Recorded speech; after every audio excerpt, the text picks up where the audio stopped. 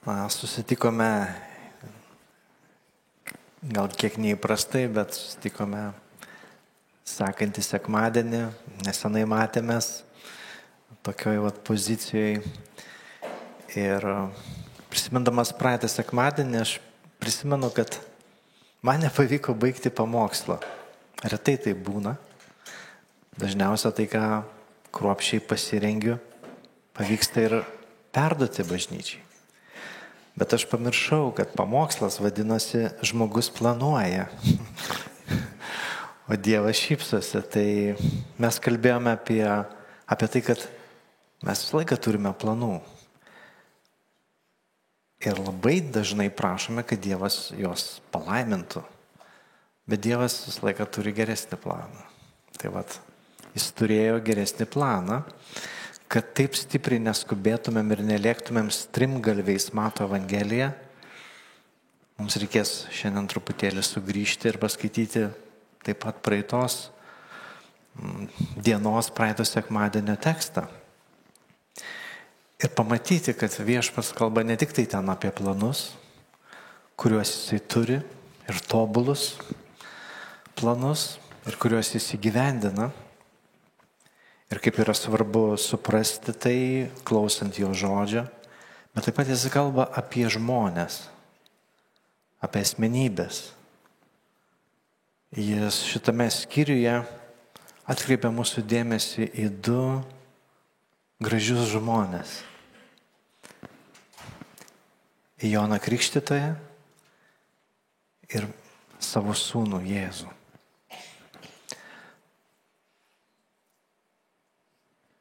Todėl paskaitykime apie tą grožį, kuris čia mums yra paruoštas. 11 skyrius Mato Evangelijos. Skaitysime šiandien nuo 7 iki 19 eilutės. Pridėsime truputėlį teksto, kurio nebuvo praeitą sekmadienį. Taigi, prieš tai Jonas atsidūręs kalėjime siunčia klausimą Jėzui. Ar tu esi tas, ar mums laukti kito? Ir tada Viešpats atsako jam rašto žodžiais, kviečia pasitikėti juo, nepasipiktinti. Ir nuo 7 eilutės mes skaitome, jiems nueinant, Jėzus ėmė kalbėti minioms apie Joną. Ko išėjote į dykumą pažiūrėti? Ar vėjo linguojamos nendrės? Ko išėjote pamatyti? Ar švelniais drabužiais vilkinčio žmogaus? Švelniais drabužiais vilkintis gyvena karaliaus rūmuose. Tai kogi išėjote pamatyti? Ar pranašo? Taip sakau jums, ir kur kas daugiau negu pranašo. Jis yra tas, apie kurį parašyta. Štai aš siunčiu pirma tavęs savo pasiuntinį, kuris nuties tau kelią.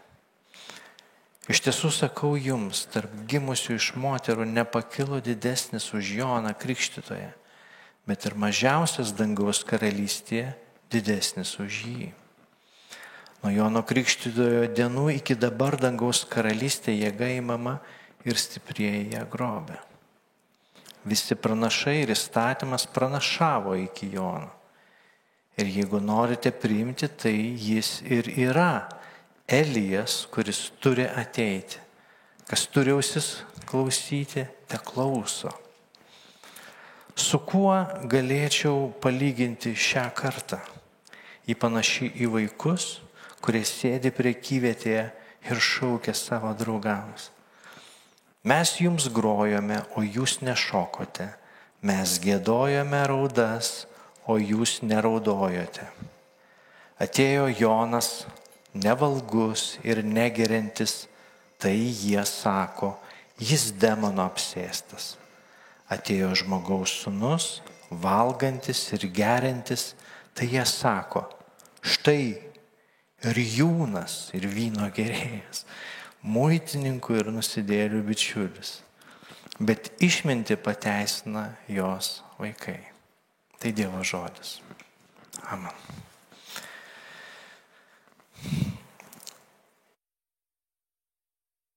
Tikriausiai kiekvienas krikščionis, tikras krikščionis yra savęs gyvenime paklausęs, kada nors, kokią dieną, ko Dievas nori iš manęs, ką Jis nori su manim padaryti, koks jo toks generalinis tikslas mano gyvenime, kaip aš turiu pasikeisti, kaip aš turiu atrodyti, kas turi įvykti mano gyvenime, jeigu aš gyvensiu su Dievu ir sieksiu jį pažinti. Ir mes galime atsakyti šitą klausimą. Dievas nori, kad tu būtum išmintingas žmogus. Dievas nori, kad tu būtum šventas žmogus, nuolat šventėjantis žmogus. Dievas nori, kad tu vis labiau mylėtum kitus žmonės. Ir visi šitie atsakymai be jokios abejonės yra teisingi atsakymai. Bet mums kyla klausimas, o galima paprasčiau pasakyti, ko Dievas nori mano gyvenime. Labai jau sudėtingai skamba. Išmintis, meilė.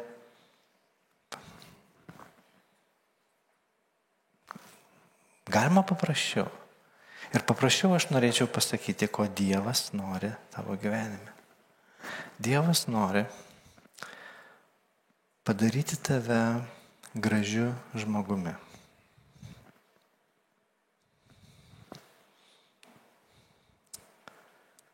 Tai jo generalinis tikslas.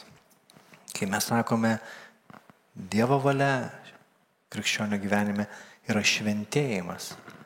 Šventėjimas ir yra dvasinis grožis. Ką reiškia būti labiau mylinčiu? Tai ir reiškia būti gražiu žmogumi. Pirmiausia, Dievo akise, žmonių akise. Ką reiškia būti išmintingu? Ne visai tai sutampa su tuo, kad tu gerai uždirbsi investuodamas kažkur. Numatysi, kaip kils ar kris kreivės. Bet tikrai išmintis, ji yra taikinga, graži. Ji graži, paprastai kalbant. Tai štai ko Dievas nori. Ir raštas mums kalba apie krikščionis. Laiške Filipiečiam Paulius sako, kad jūs esate kaip žiburiai spindintis tamsiame danguje, tamsiame pasaulyje, šiame pasaulyje. Ir ypatumas mūsų krikščioniško grožio yra tame, kad mes spindime tamsiame fone.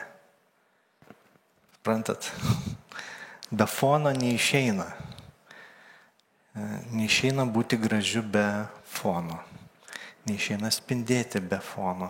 Fonas tamsus. Ir pasižiūrėjus aplinkui mes matom, kad fonas tikrai yra gana tamsus. Tu galbūt grįžai iš užsienio ir ten visi sveikinasi gatvėse, visuose miesteliuose eini ir linkčioja tau, nežiūrint to, kad pirmą kartą tave pamato. Ir tu taip prisigeri to gerumo ir grįžti į Lietuvą ir tu sakai, ne, aš nepasiduosiu, aš vis tiek sveikinsiuos. Fonas manęs nenugalės.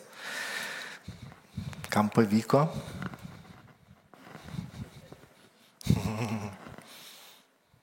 Sunku, nėra lengva.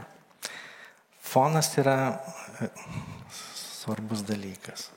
Todėl pirmas iššūkis, kurį mes sutinkame, nesusitapatinti. Nesusitapatinti su tuo negatyviu dalyku, tuo pasaulio netikėjimu, neviltim ir daugeliu kitų puikybė, daugeliu kitų dalykų. Tada mes pirmiausia turėtumėm, studijuodami šitą ištrauką, manau, pasižiūrėti, kad tiek Jonas, tiek Jėzus gyvena tame pačiame pasaulyje, kuriame mes gyvename. Jis yra ganėtinai tamsus.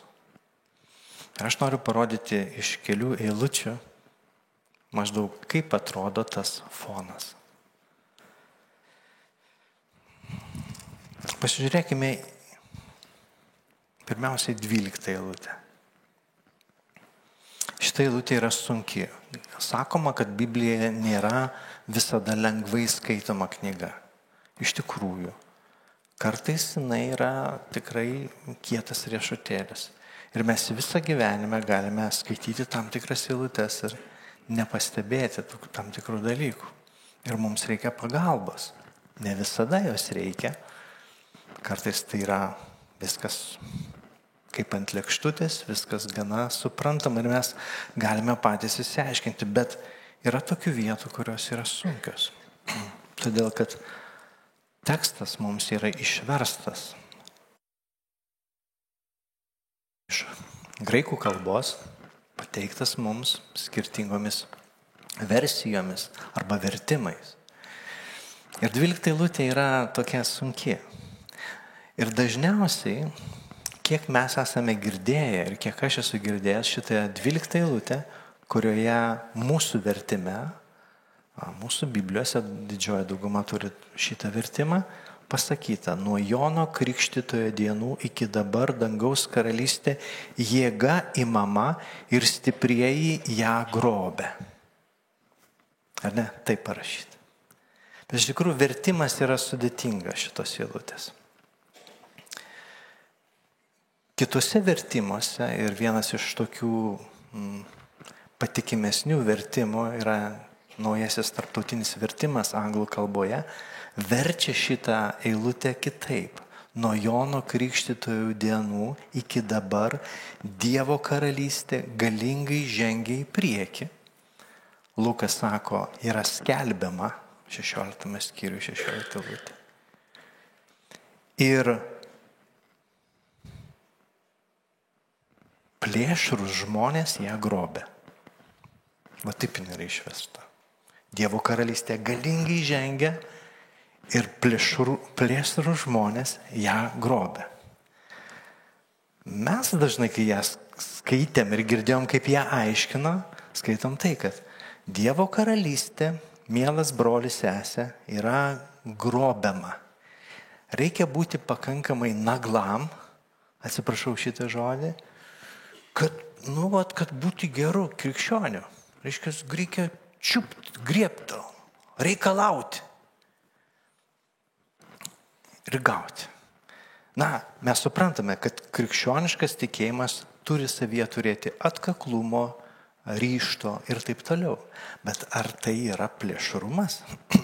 Ar tai yra tas grubumas tam tikras? Plėšrumas?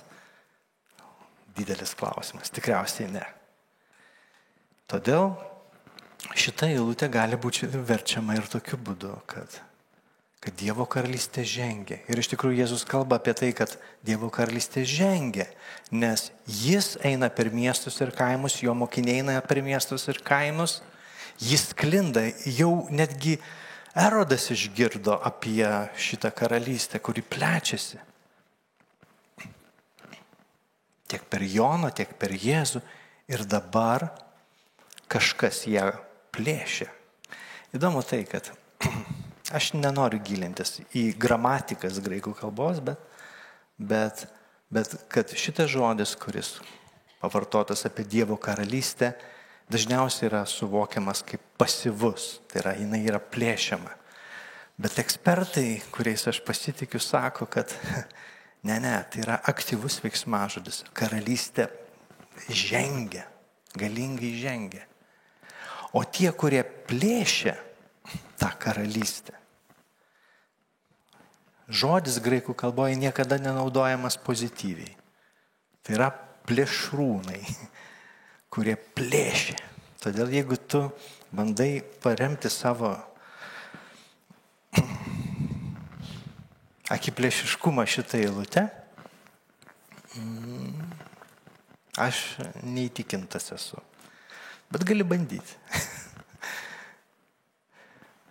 Juo labiau pats kontekstas 11 skyriaus kalba apie tai, kad Dievo karalystė yra skelbiama vargšams. Mesgi nepamiršom to 5 eilutėje, kad Dievo evangelija yra skelbiama vargšams. To paties skyriaus 28 eilutė, pati pabaiga kalba apie tai, kad Jėzus kviečia ateiti visus, kurie vargsta ir yra prislėgti. Ką jis kviečia ateiti? Plėšrūnus? Naglus žmonės? Nemanau, negirdim to. Vargšus, kurie yra prislėgti ir viešpats juos atgaivins. Bet to mes žinome, kad Mato Evangelija kalba ir kreipiasi tuos, kurie yra vargšai dvasia, nes jie bus pagosti. Jiems yra skirta Dievo karalystė. Todėl, kas yra tie plėšrūnai? Kasgi yra tie, kurie grobia tą karalystę? Kasgi kabinasi už jos? Šitas skyrius mums sako, kontekstas yra prieš mus. Jonas Krikštytojas, kuris skelbė Dievo karalystės atėjimą iki Jėzaus, jis yra kalėjime, jis yra surakintas grandinėmis, įmestas į kažkokią tai duobę ir galiausiai vieną gražią dieną jo galva bus atnešta ant padėklo baliaus metu, kaip kažkokia pramoga. Ir mes suvokiam, kad taip šio pasaulio didžiūnai stengiasi plėšti tai, ką jie mato. Jie mato Dievo karalystės plėtrą ir jie stengiasi ją panaudoti savo. Erodas beje mėgo paklausyti Jono. Bet kai Jonas pradėjo kalbėti, kad jis neturi teisės gyventi su savo brolio žmona, tada jis susinervavo. Prisimenat, vėlgi, Jėzus taip pat buvo, prieš savo nukryžiavimą buvo atvestas pas Erodą. Ir jis sako, paparanošauk, paklausysim tavęs. Taigi šio pasaulio galingieji, jie matydami Dievo darbus, jie reaguoja kažkaip, bet jie reaguoja plėšriai. Jie stengiasi panaudoti tai savo. Ir nežinau, kokiais mūsų kukliais gyvenimo pavyzdžiais mes galėtumėm tai iliustruoti. Gal tai yra tiesiog užuomina į tai, kaip tai atrodo mūsų realybėje. Jūs galite sutikti ar nesutikti, bet man vis dėlto atėjo į mintį vaizdas iš katedros. Per kažkokias iškilmes pirmose eilėse sėdi valstybės pirmieji asmenys. O kasgi čia blogo? Ir juos filmuoja. Kai nefilmuoja, jų ten nėra. Kai filmuoja, visą laiką ten yra. Ir aš galvoju, tai yra vienas iš dažniausių tų dalykų, kai gali turinti žmonės stengiasi pasinaudoti religiją savo populiarumui didinti. Tiesa. Kas tai paneigs? Bet tai jie irgi tikintis, taip. Galima ir kameras išjungti,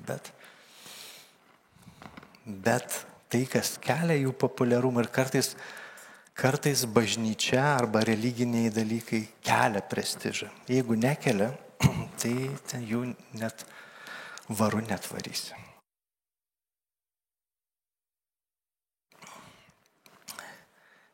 Dar vienas dalykas, kurį jau dabar pritaikysiu netoli, bet arti.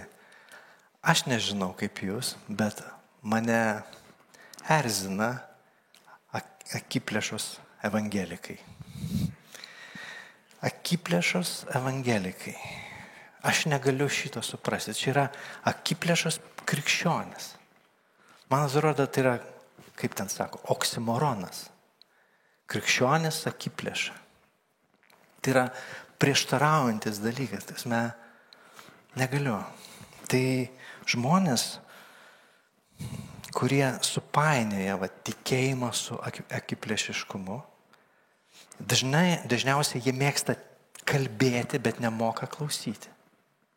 Jie visą laiką kalba ir tave įtikinėja kažko, nori tave kažkaip tai paveikti, bet nenori nieko klausyti. Jie ima, žinot, grobti reikia, jie ima, bet labai sunkiai duoda. Jie savinasi ir neklausia, ar galima. Reikalauja ir negerbia. Aš kalbu apie evangelikus, plačiaja prasme.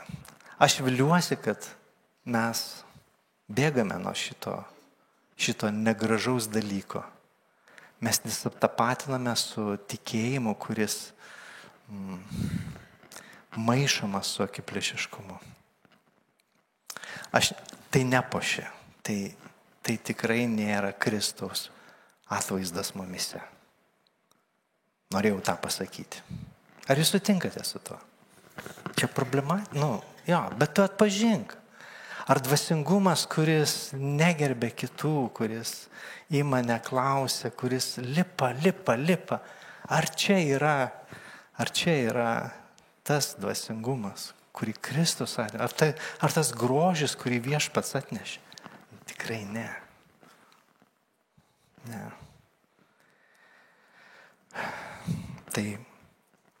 Tai šitą eilutę tikrai ne apie tai. Ji yra negatyvi. Bent aš taip įsitikinęs esu. Na ir toliau mes matome negatyvų dalyką 16 ir iki 19 eilutės. Mes matome, Jėzus kalba apie savo kartą. Apie savo kartą jis kalba nesyk. Ir daug kalba apie ją, ypač Mato Evangeliją. Ir čia mes matome tokį vaizdą. Su kuo galėčiau palyginti šią kartą? Ji panaši į vaikus, kurie sėdi prekyvietėje ir šaukia savo draugams: mes jums grojome, jūs nešokote, mes giedojame raudas, jūs neraudojate. Čia kalba eina apie kažkokią tais laikais matomai, apeigą arba žaidimą, kurį žmonės žaisdavo. Nebūtinai tai turi būti muzika, gali tai būti žaidimas su muzika arba be muzikos, arba tik tai muzika, bet tai yra pasiūlomos tam tikros taisyklės ir tie vaikai prekyvietėje nenori niekada žaisti pagal jiems pasiūlytas taisyklės. Jie visą laiką nori patys nustatinėti taisyklės, patys nurodinėti, patys nori kritikuoti. Ir mes čia suprantame, kad kalba eina apie Dievo pasiuntinius, Joną ir Jėzų. Ir jisai sako, štai atėjo Jonas. Ir jūs sakote, kas čia per stebuklas? Apsirengęs kupranugario drabužiais, valgo kažką iš laukų, medų, skėrius, keistuolis kažkoks, asketas, negeria vyno, nevalgo, asketas. Ir jie sakė, o mes norim džiaugtis gyvenimu. Ir jie kažkurį laiką toleravo ir jiem patiko Jonas. Kažkurį laiką. Bet po to jis užkniso. Gyvenimas. Vienas duotas, mes turim gyventi. Kas čia dabar? Jonas. Tada po Jono atėjo Jėzus. Jis džiaugiasi gyvenimu. Pirmas stebuklas, kurį padaro Jėzus. Kur? Vestuvėse. Ką jis padaro? Pusę tonos vyno vestuvių vidury patiekė. Kietai, ne? Gyvenimo pilnatvė. Ir mes matom jį vis su žmonėm, restoranuose, miesto, jis visur su žmonėm. Gyvenimas, tai žmogus, atnešė gyvenimą. Ir tada tie, kurie norėjo to gyvenimo, sako, štai taisyklės, žaiskite, Ne. Ne, jis peržengė ribas. Kaip galima su šituo bendrauti? Su muitininkais, nusidėjėliais, su prastos reputacijos žmonių? Ne.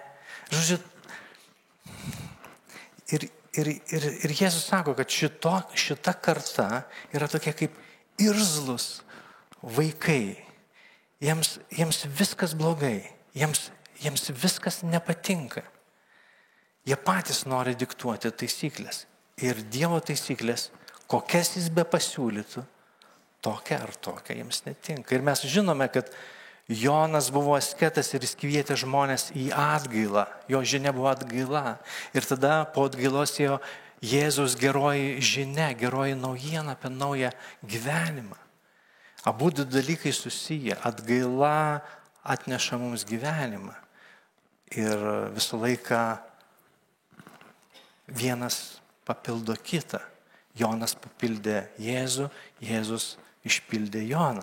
Nors tai vientisas dalykas, bet jiems netiko. Nei vienas, nei kitas, nei abu netiko. Ir jie atmetė tiek Joną, tiek Jėzų.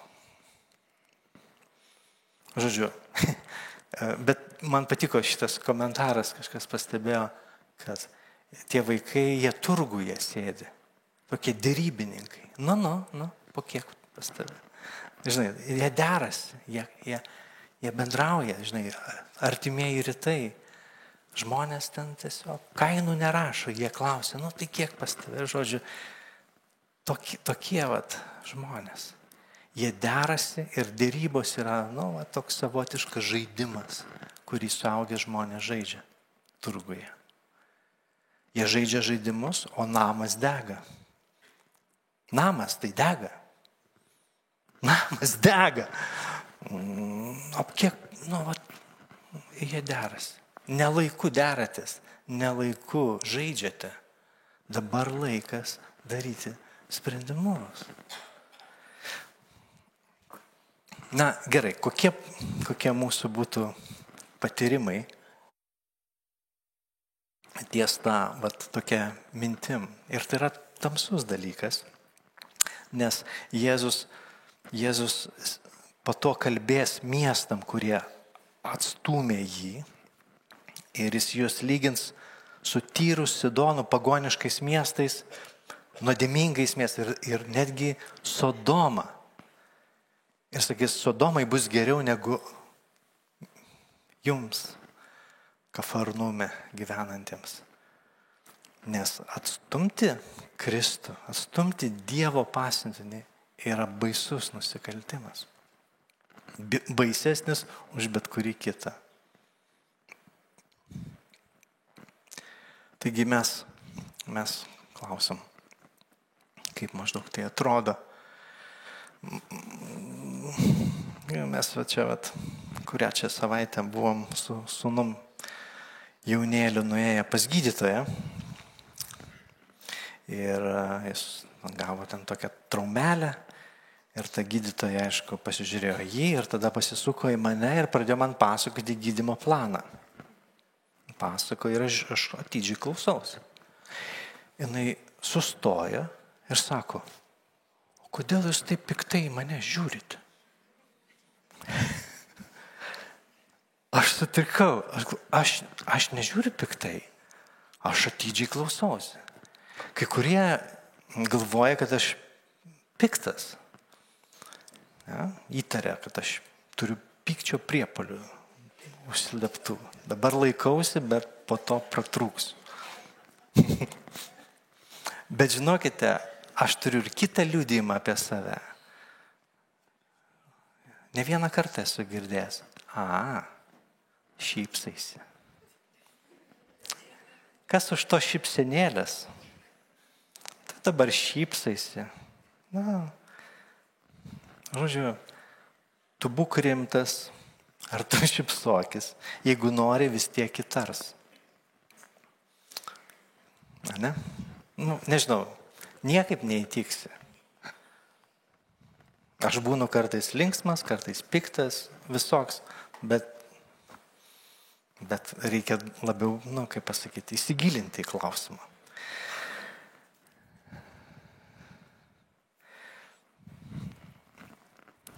Esu dar girdėjęs tokį mūsų kontekste istoriją. Tarkime, žmogus, čia ne konkretus žmogus, X, Y, epsilon žmogus,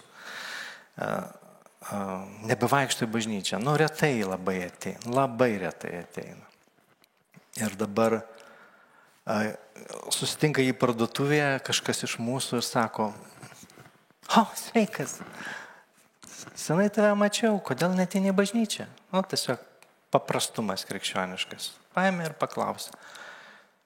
Ne, sako, aš buvau, kai aš buvau, prie manęs niekas nepriėjo. Aš buvau niekam neįdomus. Tai aš ir nebeinu. Bet po kurio laiko, kai tas žmogus užmiršta, ką jisai sakė, jis vėl susitinka kitą krikščionį parduotuvėje ar sporto klube. Ir tu sako, sveikas, kur tu dingęs? Sako, aš buvau atėjęs į bažnyčią. Žinot, tas jausmas, kai tu ateini ir bažnyčia ir tave sako, sveikas, kur tu buvai, mes tavęs pasirinkom. Aš jaučiuosi, kad turiu teisintis, kad nebuvau. Ir man žiauriai tai nepatinka. Žodžiu, tu gali užkalbinti ar neužkalbinti, vis tiek bus blogai. Jeigu tu ten nori eiti į bažnyčią, taip ir sakyk. Bet kodėl tu nenori eiti? Kas atsitiko su tavo tikėjimu? Čia klausimas. Nesitapatinkime su tuo. Ir mes dabar pasižiūrėkime į kaip svarbu iš tikrųjų tas planas, kurį Dievas mums yra nupiešęs. Tapti gražiai žmonėm. Ir žinot, mes visi nuo pat paauglystės, aš nežinau, gal kai kurios mergaitės moteris atsimena save vaikystėje, kaip jūs žiūrėdavote į veidrodį. Žiūri į veidrodį ir ką tu matai? Kažko trūksta, nosis per ilga, per trumpa, akis per siauras ar per plačios, plaukai lygus ar garbanoti, žandai per daug įspūsti ar labai įdubę. Žodžiu, smakras kažkas ten su juo pasidar. Tu žiūri, tu sakai, net taip turėtų būti. Ne? Atrodai savo negražus. Ir kai tas vaikas jau eina iš proto, kad jis ten kažkaip negražus, tėvai sako, vaikeli. Tėvai yra. Sako, vaikeli, svarbu, kad tu gražiai elgtumės, tada tu būsi gražus žmogus. Kaip tu elgiesi, kas tu per žmogus yra svarbiausia. Ir iš tikrųjų taip yra. Dievas yra autorius visokio grožio. Patikėkit manim. Jis yra estetikos kūrėjas. Estetika tai yra išorinis grožis. Ir jinai prieš mūsų akis. Mes ją dažniausiai pirmiausia pastebim. Bet jis taip pat ir etikos arba vidinio grožio kūrėjas. Moralinių dalykų kūrėjas. Mes pastebim, kas morališkai yra gražu. Ir žinot, jeigu mes turime pavyzdžiui, šeimą, mes turime vyrą, kuris yra rūpestingas savo žmonai, savo vaikams, švelnus, atsakingas. Ne? Aš jums galiu garantuoti, žmonai netaip labai rūpi, ar pas jį yra tas six-packas ar nėra. Ar ne? Iki laiko tu galvoji, ar matosi mano pilvo raumenis ar nesimato. Dabar pas mane nesimato. Patikėkite. Bet kai aš klausiu žmonos, ar aš tau gražus, jinai sako, labai, tinka. Nes jinai nežiūri taip stipriai į tą estetiką, jinai žiūri į etiką. Ne? Arba, pavyzdžiui, gerai, čia vyrus dabar mes labai eksponavom. Žmona, jeigu žmona yra gera šeimininkė, gera mama, ir moka padrąsinti vyrą, moka jį palaikyti, paguosti. Labai svarbu tai. Tai tam vyrui, žinok, iš tikrųjų, jeigu geras vyras ir gera žmona, jam iš tiesų nelabai rūpi, kad žmona vasarą pliaže užsidengia skarą ir užsidengia savo celiulito pažeistas kojas. Jam nerūpi. Jis mato grožį savo mylimojoje, bet kuriuo atveju. Taip yra. Etika visą laiką aukščiau už estetiką. Estetika galiausiai nusilenkia etikai, vidiniam grožiai. Ir Dievas visą laiką to siekia mumis. Tai yra jo planas mums tai atlikti. Jis nori padaryti mus gražiai žmonėm. Gražiai žmonėm. Ir Jonas yra gražus to pavyzdys. Jis kaip žvaigždė, kuris spindi. Ir mes skaitėme čia apie Joną. Čia to neparašyta, kaip jis save vertino. Jono Evangelijui, pirmam skyriui, pas jį ateina ten pasiuntiniai iš žydų vyresnybės, sako, tai kas tu esi? Ar tu esi Kristus? Ne, sako, ne Kristus. Ar tu esi Elijas? Ne, aš nesu Elijas. Ar tu esi pranašas? Ne, aš nesu pranašas. Tai kas tu? Aš esu balsas. Bet iš tikrųjų Jėzus mums šitame tekste, mums jis aiškiai pasako, kad Jėzus yra Kristus, bet Jonas buvo Elijas, kuris klojo kelią viešpačiui, kaip buvo pasakyta per pranašą Malachiją. Ir be abejo, jis buvo pranašas ir netgi didžiausias iš pranašų. Kodėl? Todėl, kad jisai pažino Kristų, jis matė į Kristų, pažinimo prasme jis buvo arti. Nors ne viską suvokė. O kodėl, atsakykime į tą klausimą, kodėl mažiausias Dievo karalystėje yra didesnis už Joną? Todėl, kad mažiausias krikščionis žino daugiau negu Jonas. Supratimo Dievo plano, pažinimo prasme mes krikščionys esame aukštesnėje pozicijoje negu Jonas. Bet Jonas, kiek jis pažino, mes matome jo asmenybę. Ji buvo be galo kukli, be galo nuolanki. Jis atėjo tam, kad mažėtų, o Kristus, kad didėtų.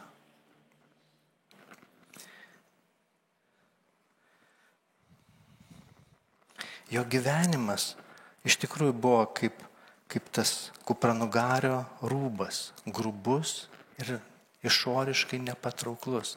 Jis neturėjo nei vaikų, nei žmonos, net mokiniai galiausiai visi išnyks, nebebus Jono mokinių galiausiai. Jis mirė kankinio mirtim, baisia žiauria mirtim, bet tai buvo gražus žmogus. Aš pasakyčiau taip, jo gyvenimas buvo kaip atgailos ašara. Jinai pasirodo akise, bėga skruostą, krenta ant žemės ir susigeria ją ir išnyksta. Bet akise tampa šviesiau. Štai kaip jisai veikia. Tai jis kaip ašara, kurios tarsi nesimato, bet atgailaujantis žmogus, jisai pamato kažką naujai, jis pamato šviesą.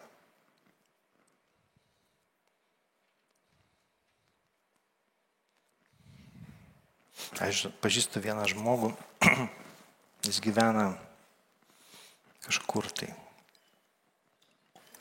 labai toli, kad nesidairytumėt. Daugelis jo taip privengia, prisibijo. Jis šiaip toks kaip Jonas, toks netašytas, grubokas, važinėjęs su pigiausiais automobiliais, visada turi kokių nors problemų. Jis dirba, bet visą laiką neturi pinigų. Bet tas žmogus yra kažkoks tikras. Ir tas jo tikrumas turi kažkokią tai apvalančią paslaptį. Ir aš jums atvirai sakau, jeigu man būtų labai blogai, jeigu aš suklupčiau, jeigu kas man nutiktų, aš norėčiau būti šito žmogaus draugijoje. Jis toks kupranugariuotas žmogus su kailiu, bet tikras ir gražus. Sakysit, o kas tas žmogus, man irgi tokio reikia. Jeigu parodysiu, nepatikėsi. Kažkur. Tų gražių žmonių yra mūsų tarpuose, mūsų pažįstamuose. Ir Kristus juose pasirodo. Ir galiausiai mes nukreipiam savo dėmesį į Jėzų. Jėzus yra pats gražiausias, koks tik tai gali būti žmogus. Psalmėje 45 sako, gražiausias iš žmonių vaikų. Ir žinot, kai tu skaitai Evangeliją, kai jau pradeda tos kaip kačiukui akis atsirasti, tu pradedi matyti, koks Jėzus yra, fainas. Nežinau, kaip čia pasakyti, kad patikėtumėt. Nes, pavyzdžiui, jis ateina pas mokinius ir vieno nėra tokio mokinio, netėjo. Kažkodėl. Ir po to jis iškelia sceną, sako, nepatikėsiu, jeigu nepamatysiu pats, kol ten nepačiupinėsiu jo žaizdų, aš netikėsiu. Toksai, iš šitos kartos toksai, aikštingas. Ir Jėzus ateina pas jį. Kitas sekmadienis ateina, sako, Tomai, sako, štai, čiupinėk. Kaip man patinka toks Jėzus. Ir tas žmogus jis susilydo. Bet jis pamato kažką nepaprastai gražaus. Gražų žmogų. Skaityk Evangelijas, matyk, koks Jėzus yra gražus. Kodėl aš seku Jėzų, kodėl aš jo noriu? Todėl, kad jis yra įspūdingas. Jis yra nuostabus.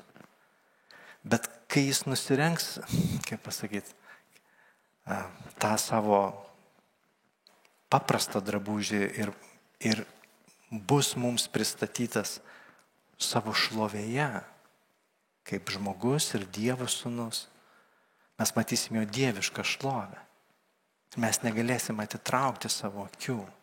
Vieną dieną tai įvyks. Žinot, esate girdėję tokį žodį ekstazė. Esate? Ekstazė. Ekstazė reiškia išeiti iš savęs. Ir tai vyksta dažnai, sakoma, kad kai tu pamatai kažką, kas tave pribloškia, kai akis išlipa ant kaktos, čia yra ekstazė. Pamatai kažką. Ir labai įdomu, kad kai teologai kalba apie santykius trejybėje tarp tėvo ir sūnaus tėvo, šventojoje dvasioje, naudojamas yra šitas terminas, kad kiekvienas trejybės asmuo žiūri į kitą trejybės asmenį šlovėje, amžinybės šlovėje ir mato kažką, dėl ko nori save atiduoti, nori paaukoti save. Myli, matydami tą kitą asmenį. Tai Jėzus yra tas, kuris susilaukia iš mūsų dangiškojo tėvo šlovės pagirimo. Ir jis tikrai verta šlovės. Ir sekdami tokiais kaip Jonas, sekdami tokiais kaip Jėzu, mes turime visas galimybės, veikiant šventai dvasiai, tapti gražiais žmonėmis. Amen.